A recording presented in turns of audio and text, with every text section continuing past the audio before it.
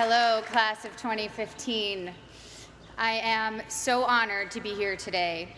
Dean Khurana, faculty, parents, and most especially graduating students, thank you so much for inviting me. The senior class committee, it's genuinely one of the most exciting things I've ever been asked to do. I have to admit, primarily because I can't deny it, as it was leaked in the WikiLeaks release of the Sony hack, that when I was invited, I replied, and I directly quote my own email, "Wow, this is so nice. I'm gonna need some funny ghostwriters. Any ideas?" This initial response, now blessedly public, was from the knowledge that at my class day, we were lucky enough to have Will Ferrell as class day speaker, and that many of us, hungover or even freshly high, mainly wanted to laugh. So I have to admit that today, even 12 years after graduation, I'm still insecure about my own worthiness. I have to remind myself today, you are here for a reason. Today, I feel much like I did when I came to Harvard Yard as a freshman in 1999, when you guys were, to my continued shock and horror, still in kindergarten.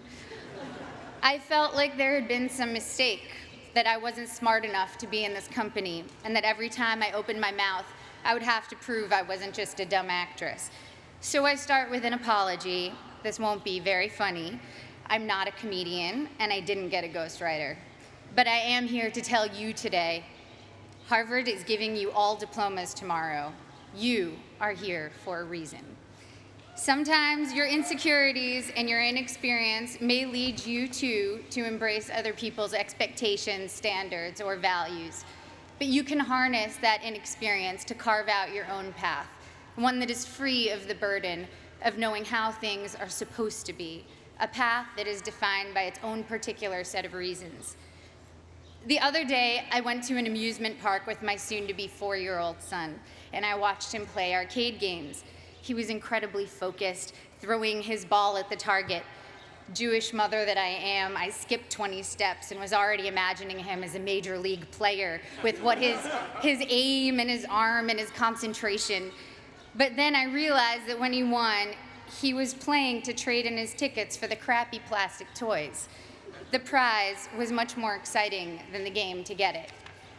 I, of course, wanted to urge him to take joy in the challenge of the game, the improvement upon practice, the satisfaction of doing something well, and even feeling the accomplishment when achieving the game's goals. But all of these aspects were shaded by the little 10-cent plastic men with sticky, stretchy blue arms that adhere to the walls. That was the prize. In a child's nature, we see many of our own innate tendencies. I saw myself in him, and perhaps you do too. Prizes serve as false idols everywhere. Prestige, wealth, fame, power. You will be exposed to many of these, if not all. Of course, part of why I was invited to come speak today, beyond my being a proud alum, is that I've accrued some very coveted toys in my life, including a not-so-plastic, not-so-crappy one, an Oscar.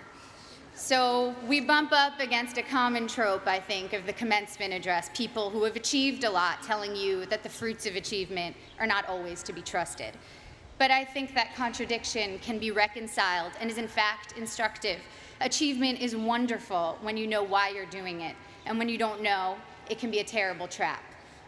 I went to a public high school on Long Island, Syosset High School. Ooh, hello, Syosset. The girls I went to school with had Prada bags and flat-ironed hair, and they spoke with an accent I, who had moved there at age 9 from Connecticut, mimicked to fit in. Florida oranges, chocolate cherries. Since I'm ancient and the internet was just starting when I was in high school, people didn't really pay that much attention to the fact that I was an actress. I was known mainly at school for having a backpack bigger than I was and always having whiteout on my hands, as I hated seeing anything crossed out in my notebooks. I was voted for my senior yearbook most likely to be a contestant on Jeopardy, or code for nerdiest. When I got to Harvard, just after the release of Star Wars Episode 1, I knew I would be starting over in terms of how people viewed me. I feared people would assume I had gotten in just for being famous, and that they would think I was not worthy of the intellectual rigor here. And they would not have been far from the truth. When I came here, I had never written a 10-page paper before. I'm not even sure I'd written a 5-page paper. I was alarmed and intimidated by the calm eyes of fellow students who came here from Dalton or Exeter, who thought that compared to high school, the workload here was easy. I was completely overwhelmed and thought that reading 1,000 pages a week was unimaginable, that writing a 50-page thesis was just something I could never do. I had no idea how to declare my intentions. I couldn't even articulate them to myself. I had been acting since I was 11, but I thought acting was too frivolous and certainly not meaningful. I came from a family of academics and was very concerned with being taken seriously. In contrast to my inability to declare myself, on my first day of orientation freshman year, 5 separate students introduced themselves to me by saying, "I'm going to be president. Remember I told you that." Their names, for the record, were Bernie Sanders, Mark Rubio, Ted Cruz, Barack Obama, and Hillary Clinton. In all seriousness, I believed every one of them. Their bearing and self-confidence alone seemed proof of their prophecy, where I couldn't shake my self-doubt. I got in only because I was famous. This was how others saw me. It was how I saw myself. Driven by these insecurities, I decided that I was going to find something to do at Harvard that was serious and meaningful, that would change the world and make it a better place. At the age of 18, I had already been acting for 7 years and assumed I'd find a more serious and profound path in college.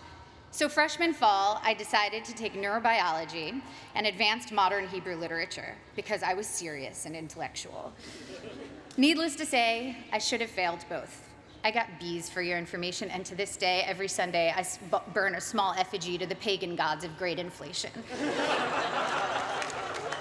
But as I was fighting my way through Aleph Bet Yehoshua in Hebrew and the different mechanisms of neural response, I saw friends around me writing papers on sailing and pop culture magazines, and professors teaching classes on fairy tales and the Matrix. I realized that seriousness for seriousness' sake was its own kind of trophy, and a dubious one, a pose I sought to counter some half-imagined argument about who I was. There was a reason I was an actor.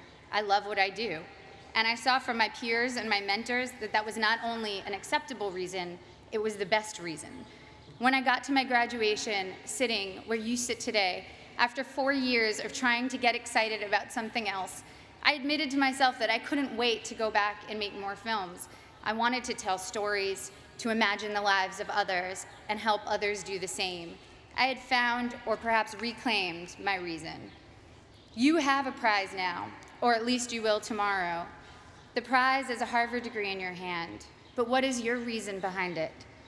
My Harvard degree represents for me the curiosity and invention that were encouraged here, the friendships I've sustained, the way Professor Graham told me not to describe the way light hit a flower, but rather the shadow that the flower cast, the way Professor Scarry talked about theater as a transformative religious force, how Professor Coslin showed how much of our visual cortex is activated just by imagining. Now, granted, these things don't necessarily help me answer the most common questions I'm asked. What designer are you wearing? What's your fitness regime? Any makeup tips? But I have never since been embarrassed to myself ask what I might previously have thought was a stupid question. My Harvard degree and other awards are emblems of the experiences which led me to them.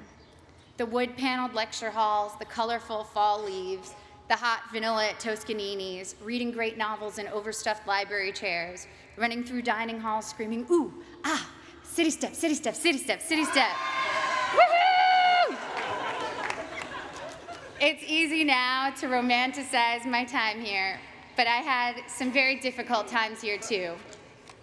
Some combination of being 19, dealing with my first heartbreak, taking birth control pills that have since been taken off the market for their depressive side effects, and spending too much time missing daylight during winter months led me to some pretty dark moments, particularly during sophomore year. There were several occasions I started crying in meetings with professors, overwhelmed with what I was supposed to pull off when I could barely get myself out of bed in the morning. Moments when I took on the motto for my schoolwork, done, not good. If only I could finish my work, even if it took eating a jumbo pack of Sour Patch Kids to get me through a single 10-page paper. I felt that I had accomplished a great feat. I'd repeat to myself, done, not good. A couple of years ago, I went to Tokyo with my husband, and I ate at the most remarkable sushi restaurant. I don't even eat fish, I'm vegan, so that tells you how good it was. Even with just vegetables, this sushi was the stuff you dream about. The restaurant had 6 seats. My husband and I marveled at how anyone could make rice so superior to all other rice. We wondered why they didn't make a bigger restaurant and be the most popular place in town.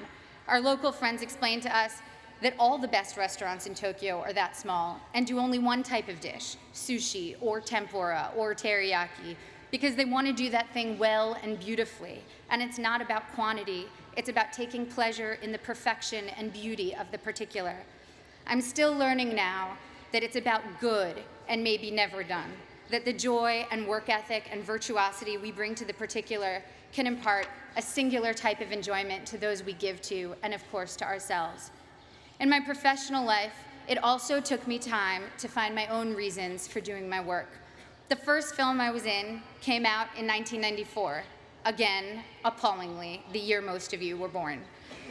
I was 13 years old upon the film's release, and I can still quote what the New York Times said about me verbatim. Ms. Portman poses better than she acts. The film had a universally tepid critical response and went on to bomb commercially. That film was called The Professional, or Leon in Europe, and today, 20 years and 35 films later, it is still the film people approach me about the most to tell me how much they loved it, how much it moved them, how it's their favorite movie. I feel lucky that my first experience releasing a film was initially such a disaster by all standard measures. I learned early that my meaning had to be from the experience of making the film and the possibility of connecting with individuals rather than the foremost trophies of my industry, financial and critical success. And also that those initial reactions could be false predictors of your work's ultimate legacy. I started choosing only jobs I was passionate about and from which I knew I could glean meaningful experiences. This thoroughly confused everyone around me, agents, producers, and audiences alike. I made Goya's Ghosts, a foreign independent film, and studied art history, visiting the Prado every day for 4 months as I read about Goya and the Spanish Inquisition. I made V for Vendetta, a studio action movie for which I learned everything I could about freedom fighters who in other eyes might be called terrorists, from Menachem Begin to the Weather Underground. I made Your Highness, a pothead comedy with Danny McBride, and laughed for 3 months straight. I was able to own my meaning and not have it be determined by box office receipts or prestige. By the time I got to making Black Swan, the experience was entirely my own. I felt immune to the worst things anyone could say or write about me, and to whether an audience felt like going to see my movie or not. It was instructive for me to see that for ballet dancers, once your technique gets to a certain level, the only thing that separates you from others is your quirks, or even flaws. One ballerina was famous for how she turned slightly off balance. You can never be the best technically. Someone will always have a higher jump or a more beautiful line. The only thing you can be the best at is developing your own self. Authoring your own experience was very much what Black Swan itself was about. I worked with Darren Aronofsky, the film's director, to change my last line in the movie to, "It was perfect," because my character, Nina, is only artistically successful when she finds perfection and pleasure for herself, not when she's trying to be perfect in the eyes of others. So when Black Swan was successful financially and I began receiving accolades, I felt honored and grateful to have connected with people. But the true core of my meaning I had already established, and I needed it to be independent of people's reactions to me. People told me that Black Swan was an artistic risk, a scary challenge to try to portray a professional ballet dancer. But it didn't feel like courage or daring that drew me to it. I was so oblivious to my own limits that I did things I was woefully unprepared to do. And so the very inexperience that in college had made me feel insecure and made me want to play by others' rules now was making me actually take risks I didn't even realize were risks. When Darren asked me if I could do ballet, I told him that I was basically a ballerina, which, by the way, I wholeheartedly believed. When it quickly became clear in preparing for the film that I was maybe 15 years away from being a ballerina, it made me work 1,000,000 times harder, and of course, the magic of cinema and body doubles helped the final effect. But the point is, if I had known my own limitations, I never would have taken the risk. And the risk led to one of my greatest artistic and personal experiences, in that I not only felt completely free, I also met my husband during filming. Similarly, I just directed my first film, A Tale of Love and Darkness, and was quite blind to the challenges ahead of me. The film is a period film, completely in Hebrew, in which I also act, with an 8-year-old child as a co-star. All of these are challenges I should have been terrified of, as I was completely unprepared for them. But my complete ignorance as to my own limitations looked like confidence and got me into the director's chair. Once there, I had to figure it all out, and my belief that I could handle these things, contrary to all evidence of my ability to do so, was half the battle. The other half was very hard work. The experience was the deepest and most meaningful one of my career. Now, clearly, I'm not urging you to go perform heart surgery without the knowledge to do so. Making movies, admittedly, has less drastic consequences than most professions and allows for a lot of effects that make up for mistakes. The thing I'm saying is, make use of the fact that you don't doubt yourself too much right now. As we get older, we get more realistic, and that includes about our own abilities or lack thereof. And that realism does us no favors. People always talk about diving into things you're afraid of. That never worked for me. If I'm afraid, I run away, and I would probably urge my child to do the same. Fear protects us in many ways. What has served me is diving into my own obliviousness, being more confident than I should be, which everyone tends to decry in American kids, and those of us who have been grade inflated and ego inflated. Well, it can be a good thing if it makes you try things you never might have tried. Your inexperience is an asset and will allow you to think in original, unconventional ways. Accept your lack of knowledge and use it as your asset. I know a famous violinist who told me that he can't compose because he knows too many pieces, so when he starts thinking of a note, an existing piece immediately comes to mind. Just starting out, one of your biggest strengths is not knowing how things are supposed to be. You can compose freely because your mind isn't cluttered with too many pieces, and you don't take for granted the way things are. The only way you know how to do things is your own way. You here will all go on to achieve great things. There is no doubt about that. Each time you set out to do something new, your inexperience can either lead you down a path where you will conform to someone else's values, or you can forge your own path, even if you don't realize that's what you're doing.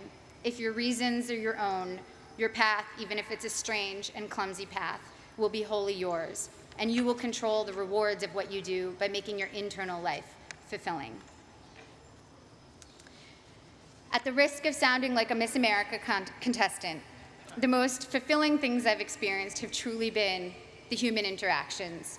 Spending time with women in village banks in Mexico with Finca, a microfinance organization, meeting young women who were the first and only in their communities to attend secondary school in rural Kenya with Free the Children, a group that builds sustainable schools in developing countries, trekking with guerrilla conservationists in Rwanda. It's a cliché because it's true, that helping others ends up helping you more than anyone. Getting out of your own concerns and caring about someone else's life for a while reminds you that you are not the center of the universe, and that in the ways we are generous or not, we can change the course of someone's life. Even at work, the small feats of kindness crew members, directors, fellow actors have shown me have had the most lasting impact. And of course, first and foremost, the center of my world is the love I share with my family and friends.